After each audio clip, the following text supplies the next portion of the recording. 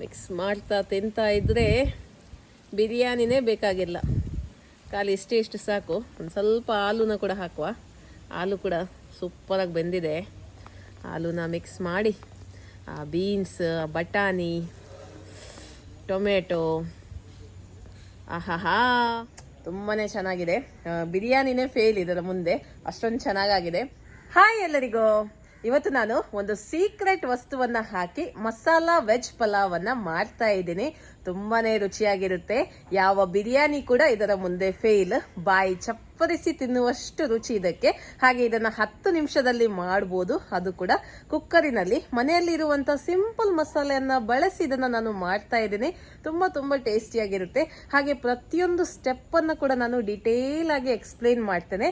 ವಿಡಿಯೋವನ್ನ ತಪ್ಪದೆ ಕೊನೆ ತನಕ ನೋಡಿ. ಓಕೆ, ಹಾಗೆ ನನ್ನ ರೆಸಿಪೀಸ್ ಎಲ್ಲ ನಿಮ್ಗೆ ಇಷ್ಟ ಆಗ್ತಾ ಇದ್ರೆ ವಿಡಿಯೋಗೊಂದು ಲೈಕ್ ಕೊಡಿ. ವಿಡಿಯೋವನ್ನ ಫ್ರೆಂಡ್ಸ್ ಜೊತೆ, ಫ್ಯಾಮಿಲಿ ಜೊತೆ ಎಲ್ಲ ಶೇರ್ ಮಾಡಿ. ಚಾನಲ್ ಅನ್ನ ಫಸ್ಟ್ ಟೈಮ್ ನೋಡ್ತಾ ಇರೋದಾದ್ರೆ ಪ್ಲೀಸ್ ಸಬ್ಸ್ಕ್ರೈಬ್ ಮಾಡಿ, ನನಗೆ ಸಪೋರ್ಟ್ ಮಾಡಿ. ಓಕೆ, ಮಸಾಲಾ ವೆಜ್ ಪುಲಾವ್ ಮಾಡಲಿಕ್ಕೆ ಇವತ್ತು ನಾನು 1.5 ಕಪ್ ಅಷ್ಟು ಬಾಸ್ಮತಿ ಅಕ್ಕಿಯನ್ನ ತಕೊಂಡಿದ್ದೀನಿ. ಇದನ್ನ ಒಂದು ಬೌಲಿಗೆ ಹಾಕುವ. ನೀವು ಬೇರೆ ಅಕ್ಕಿಯನ್ನು ಕೂಡ ಯೂಸ್ ಮಾಡಬಹುದು, ಆದರೆ ಬಿರಿಯಾನಿ ಅಕ್ಕಿ ಹಾಕಿದ್ರೆ ತುಂಬಾ ಚೆನ್ನಾಗಿರುತ್ತೆ ಅಂತ ನಾನು ಇದನ್ನ ಯೂಸ್ ಮಾಡ್ತಾ ಇದ್ದೀನಿ. ಇದನ್ನ ಈಗ 3 ಸತಿ ನೀರಲ್ಲಿ ತೊಳಿಬೇಕು.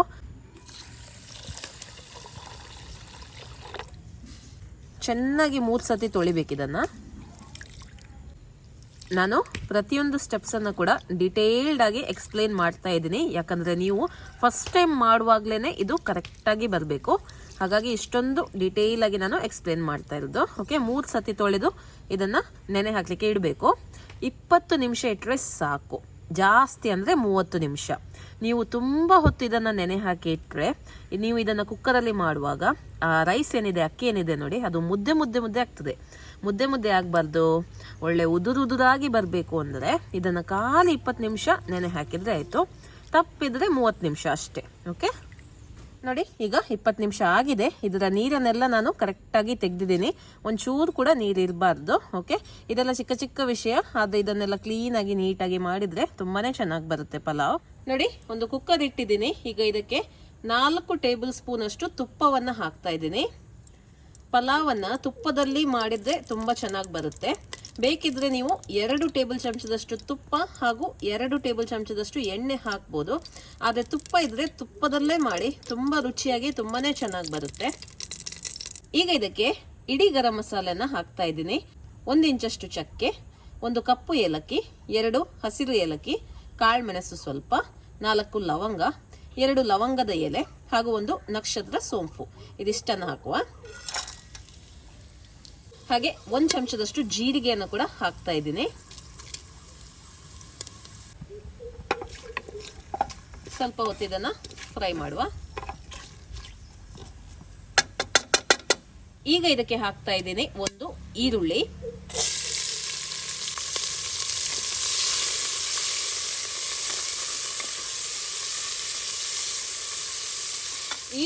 ಒಳ್ಳೆ ಕೆಂಪಾಗಬೇಕು. ಮತ್ತೆ ಈ ರೆಸಿಪಿನ ನೀವು ಈರುಳ್ಳಿ ಹಾಗೂ ಬೆಳ್ಳುಳ್ಳಿ ಹಾಕದೆ ಕೂಡ ಮಾಡಬಹುದು. ಇದು ಆಪ್ಷನಲ್ ಆಯ್ತಾ, ಬೇಕಿದ್ರೆ ಮಾತ್ರ ಹಾಕಿಕೊಳ್ಳಿ. ಅದೇ ಹಾಕಿದ್ರೆ ತುಂಬಾನೇ ರುಚಿಯಾಗಿರುತ್ತೆ. ಕೆಲವರು ಈರುಳ್ಳಿ ಬೆಳ್ಳುಳ್ಳಿ ತಿನ್ನುವುದಿಲ್ಲ, ಅಂಥವರು ಇದನ್ನ ಸ್ಕಿಪ್ ಮಾಡಿ ಕೂಡ ಮಾಡಬಹುದು. ಈರುಳ್ಳಿ ಕೆಂಪಾಗಬೇಕು, ಒಳ್ಳೆ ಟೇಸ್ಟ್ ಬರುತ್ತೆ. ಈರುಳ್ಳಿ ಫ್ರೈ ಮಾಡೋದ್ರಲ್ಲೇ ಇರೋದು. ಓಕೆ, ಒಳ್ಳೆ ಕೆಂಪಾಗಲಿ. ಇದನ್ನ ಹೈ ಫ್ಲೇಮಲ್ಲೇ ನೀವು ಹುರಿದುಕೊಳ್ಬೇಕು. ಓಕೆ, ಈಗ ನೋಡಿ ಆಲ್ಮೋಸ್ಟ್ ಇದು ಕೆಂಪಾಗ್ತಾ ಬಂತು. ಇದಕ್ಕೀಗ 1 ಚಮಚದಷ್ಟು ಶುಂಠಿ ಬೆಳ್ಳುಳ್ಳಿ ಪೇಸ್ಟ್ ಅನ್ನ ಹಾಕ್ತಾ ಇದ್ದೀನಿ. ಬೆಳ್ಳುಳ್ಳಿ ತಿನ್ನದವರು ಖಾಲಿ ಶುಂಠಿಯ ಪೇಸ್ಟ್ ಅನ್ನ ಹಾಕಿದ್ರೆ ಆಯ್ತು, ಅಥವಾ ಚಿಕ್ಕದಾಗಿ ಕಟ್ ಮಾಡಿ ಕೂಡ ಹಾಕ್ಬೋದು. ಈಗ ನಾನು ಹಾಕ್ತಾ ಇದ್ದೀನಿ 5 ಹಸಿ ಮೆಣಸಿನಕಾಯಿ. ನೋಡಿ, ಈ ತರ ಉದ್ದುದ್ದಕ್ಕೆ ಕಟ್ ಮಾಡಿದ್ದೀನಿ. ಇದೆಲ್ಲ ಸಾಫ್ಟ್ ಆಗ್ಲಿ ಸ್ವಲ್ಪ. ಓಕೆ, ನೆಕ್ಸ್ಟ್ ಇದಕ್ಕೆ ಹಾಕ್ತಾ ಇದ್ದೀನಿ 1/4 ಚಮಚದಷ್ಟು ಹಿಂಗು. ಓಕೆ, ಹಾಗೆ 2 ಚಿಕ್ಕ ಟೊಮೆಟೊನ ಕೂಡ ಹಾಕ್ತಾ ಇದ್ದೀನಿ. ದೊಡ್ಡದಾದ್ರೆ 1 ಸಾಕು.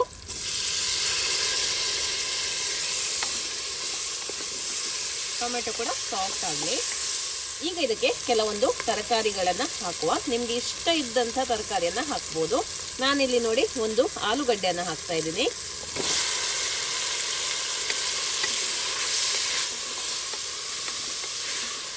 1 ಕ್ಯಾರೆಟ್ ಹಾಗೆ ಸ್ವಲ್ಪ ಬೀನ್ಸ್ ಅನ್ನು ಹಾಕ್ತಾ ಇದ್ದೀನಿ.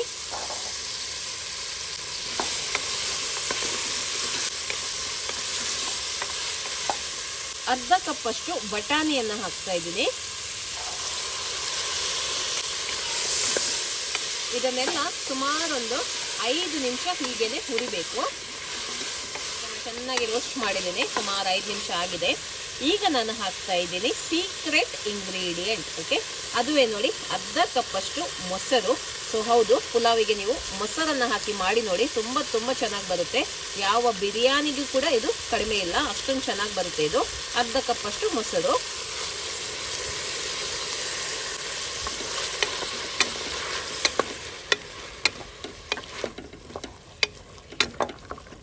ಕೆಲವೊಂದು ಮಸಾಲೆಗಳನ್ನು ಹಾಕುವ. ಇದಕ್ಕೆ 1/4 ಚಮಚದಷ್ಟು ಅರಿಶಿಣದ ಪುಡಿಯನ್ನು ಹಾಕ್ತಾ ಇದ್ದೀನಿ. 1 ಚಮಚದಷ್ಟು ಅಚ್ಕಾರದ ಪುಡಿ, 1 ಚಮಚದಷ್ಟು ಕೊತ್ತಂಬರಿ ಪುಡಿ, 1 ಚಮಚದಷ್ಟು ಗರಂ ಮಸಾಲ ಪುಡಿ. ಬೇಕಿದ್ರೆ ನೀವು ಬಿರಿಯಾನಿ ಮಸಾಲ ಪುಡಿಯನ್ನು ಕೂಡ ಹಾಕ್ಬೋದು. ನಾನು ಸಿಂಪಲ್ ಮಸಾಲೆಯನ್ನು ಯೂಸ್ ಮಾಡ್ತಾ ಇದ್ದೀನಿ. ಮನೆಯಲ್ಲಿರುವಂತಹ ಸಿಂಪಲ್ ಮಸಾಲೆಯಿಂದನೇ ನೀವೊಂದು ಒಳ್ಳೆಯ ಪಲಾವನ್ನು ಮಾಡ್ಬೋದು. ಓಕೆ, ಈಗ ನಾನು ರೈಸನ್ನು ಹಾಕ್ತಾ ಇದ್ದೀನಿ. ನೆನೆಸಿರುವಂಥ ರೈಸ್ ಇದು, ಬಾಸ್ಮತಿ ರೈಸ್. ನೀವು ನಾರ್ಮಲ್ ಅಕ್ಕಿಯನ್ನು ಯೂಸ್ ಮಾಡೋದಾದರೆ ಅದನ್ನು ಕೂಡ ನೀವು ಯೂಸ್ ಮಾಡ್ಬೋದು.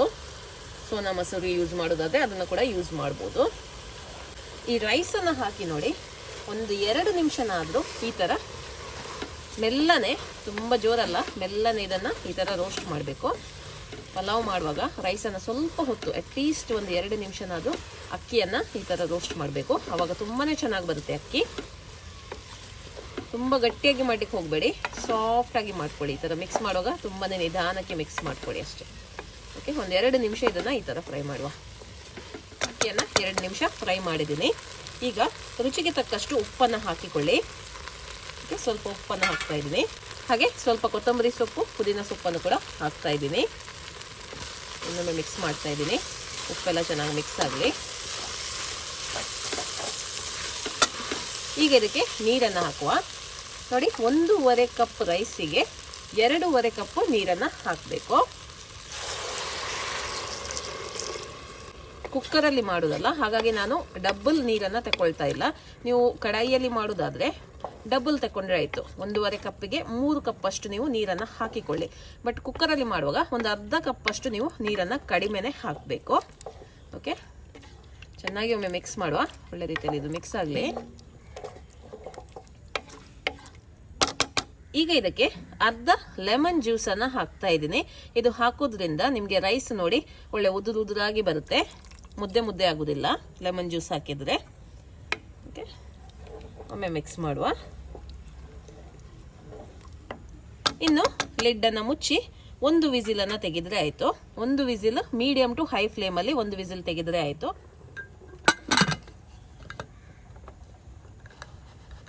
ಓಕೆ, ಮೀಡಿಯಂ ಟು ಹೈ ಫ್ಲೇಮಲ್ಲಿ 1 ವಿಸಿಲ್ ಹೋಗಲಿ. ಮತ್ತೆ ಲೋ ಫ್ಲೇಮಲ್ಲಿ 2 ನಿಮಿಷ ಇಟ್ಟು ಆಫ್ ಮಾಡುವ. ಓಕೆ, ಈಗ ಇದನ್ನು ಓಪನ್ ಮಾಡುವ. ಪ್ರೆಷರ್ ಪೂರ್ತಿಯಾಗಿ ಹೋಗಿದೆ. ವಾವ್, ನೋಡಿ ಎಷ್ಟು ಚೆನ್ನಾಗಿ ಬಂದಿದೆ ಅಂತ. ಉದುರಾಗಿದೆ ರೈಸ್. ಓಕೆ, ಇನ್ನು ಇದನ್ನು ಸರ್ವ್ ಮಾಡುವ.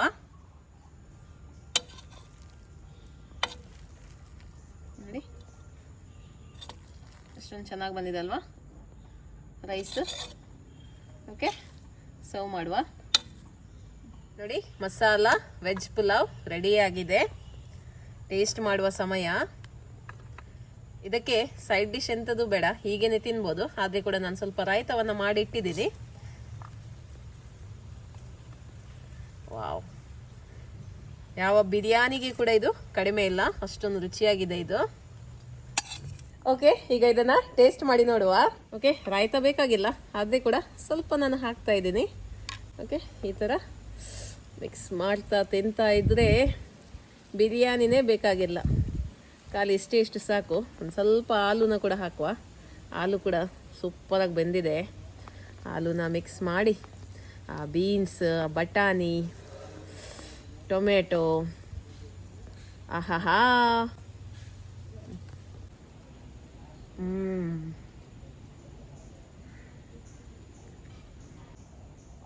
ತುಂಬ ಚೆನ್ನಾಗಿದೆ. ಆ ಬಟಾಣಿ, ಆಲೂ, ಬೀನ್ಸ್, ಕ್ಯಾರೆಟ್, ರೈಸ್, ಈ ಮಸಾಲೆ ಎಲ್ಲ ಮಿಕ್ಸ್ ಆಗಿ ತುಂಬಾ ಚೆನ್ನಾಗಿದೆ. ಬಿರಿಯಾನಿನೇ ಫೇಲ್ ಇದರ ಮುಂದೆ, ಅಷ್ಟೊಂದು ಚೆನ್ನಾಗಾಗಿದೆ. ಮನೆಗೆ ಸುಸ್ತಾಗಿ ಬಂದಾಗ, ಏನಾದರೂ ಒಂದು ಒಳ್ಳೆಯ ಫುಡ್ ಐಟಮನ್ನು ತಿನ್ನಲಿಕ್ಕೆ ಮನಸ್ಸಾದಾಗ, ಹೊಟ್ಟೆ ಹಸಿದಾಗ ಈ ಥರ ನೀವು ಮಸಾಲ ವೆಜ್ ಪಲಾವನ್ನು ಮಾಡಿ ನೋಡಿ, ತುಂಬಾ ಇಷ್ಟಪಡ್ತೀರಾ. ಬಾಯಿ ಚಪ್ಪರಿಸಿ ತಿನ್ನುವಷ್ಟು ರುಚಿ. ಓಕೆ, ಇವತ್ತಿನ ಈ ವಿಡಿಯೋ ನಿಮ್ಗೆ ಇಷ್ಟ ಆಯಿತು ಅಂತ ಅಂದ್ಕೊಳ್ತೀನಿ. ಮುಂದಿನ ವಿಡಿಯೋದಲ್ಲಿ ಸಿಗ್ತೀನಿ. ಅಲ್ಲಿ ತನಕ ಬಾಯ್.